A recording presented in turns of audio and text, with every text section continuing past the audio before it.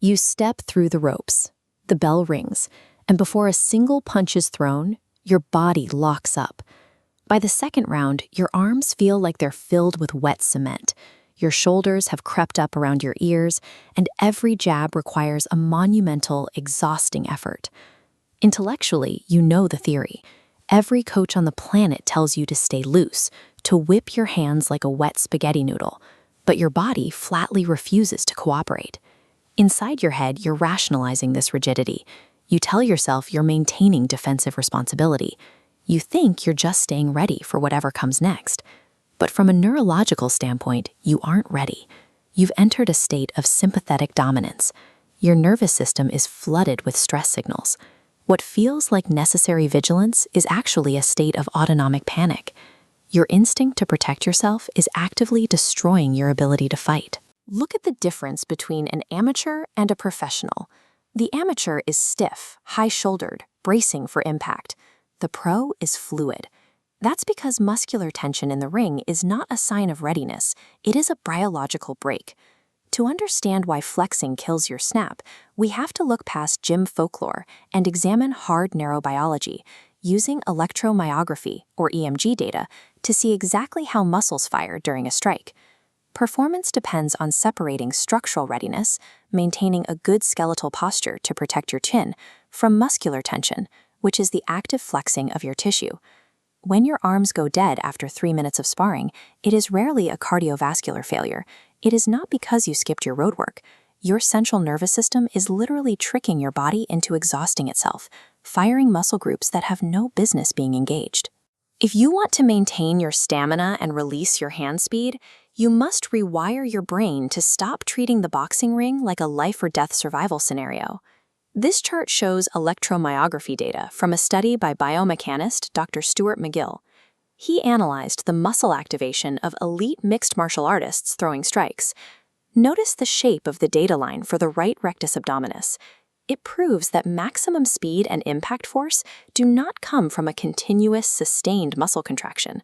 Instead, we see a distinct double peak. Elite strikers operate on a rapid contract, relax, contract cycle. That first peak is a brief, intense contraction. The fighter stiffens their core just enough to anchor their posture and initiate the body's forward motion. Then comes the most critical phase, the valley. The muscle drops to near zero activation. It completely relaxes, which allows the arm to accelerate forward without any internal resistance slowing it down. Finally, the second peak.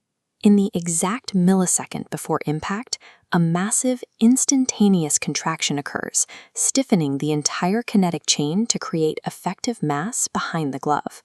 True explosive power is biologically impossible without that valley. If you cannot turn your muscles completely off mid-strike, you cannot generate elite speed. When a novice fighter stays tense throughout a combination, skipping that relaxation valley, they trigger a mechanical failure known as antagonistic braking. Every joint is controlled by opposing muscle groups. To throw a straight punch, your tricep must fire to extend the arm. But if you are holding tension, your bicep is also engaged, pulling the arm back toward your body. Those tense antagonistic muscles are acting as a literal parking brake.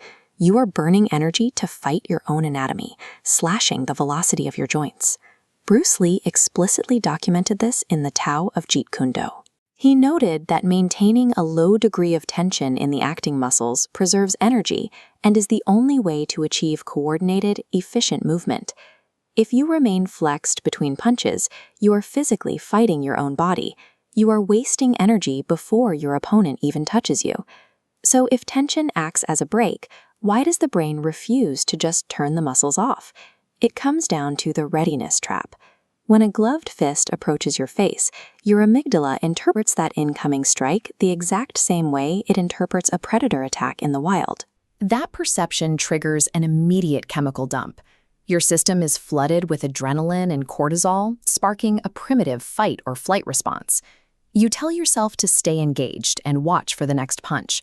But your nervous system mistranslates that cognitive command to stay engaged into a physical command to stay flexed. This state completely suppresses your vagus nerve. That is the primary biological pathway responsible for your parasympathetic system, the rest and digest mechanism that allows your body to calm down between exchanges. The physiological fallout is immediate. Your heart rate variability plummets, your muscle tissues become trapped in a rigid rhythm, unable to flush out metabolic byproducts. Those heavy, dead arms you feel in the late rounds are not the result of insufficient treadmill miles. They are the result of a nervous system that is stuck in the on position. Cognitive overarousal chemically guarantees physical exhaustion. Neurological regulation constitutes a fighter's most effective endurance tool, far surpassing simple psychological mindset. You cannot logic your way out of an amygdala hijack. To turn off that stress response, you have to provide your nervous system with physical safety signals. The first intervention is the ocular hack. Muscular tension cascades downward. It starts in your eyes, locks up your facial muscles, and drops right into your shoulders. Foveal hard focus, staring intensely at an opponent's gloves or eyes, signals high-threat panic to the brain, triggering tunnel vision and immediate muscular bracing. The correction is a technique called soft eyes, using a visual anchor known as the triangle. You focus a soft gaze on the opponent's chest while tracking their shoulders and hips purely in your periphery. Manually engaging your peripheral vision forces the brain out of tunnel vision mode. It activates the parasympathetic nervous system, instantly dropping shoulder tension and unclenching your jaw. Drill 2 is conscious tension and release. You have to teach a rigid brain what off actually feels like. Stand at the heavy bag and clench your arms and shoulders at 100% capacity for 10 full seconds. Then consciously release that tension, feeling the drop from your deltoids all the way down to your fists. Take that feeling into your shadowboxing.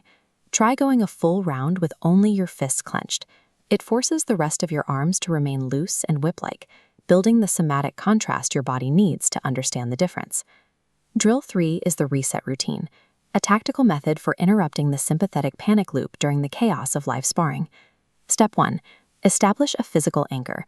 You need a discrete physical action, like clapping your gloves together or taking one sharp, deliberate nasal breath. Step 2. Use a mental cue. Whisper a single grounding word to yourself, like flow or loose, to actively override the brain's panic signal. Step 3. Execute an immediate, simple tactical directive. Give your cognitive brain a basic task, like throwing a double jab or circling out, to ground you in the present moment. Practice these micro resets between every combination. It builds a reflex that prevents cumulative tension from stacking up and ruining your session. The ultimate directive is simple.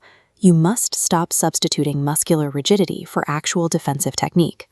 A proper high guard or a peekaboo stance builds a strong skeletal structure.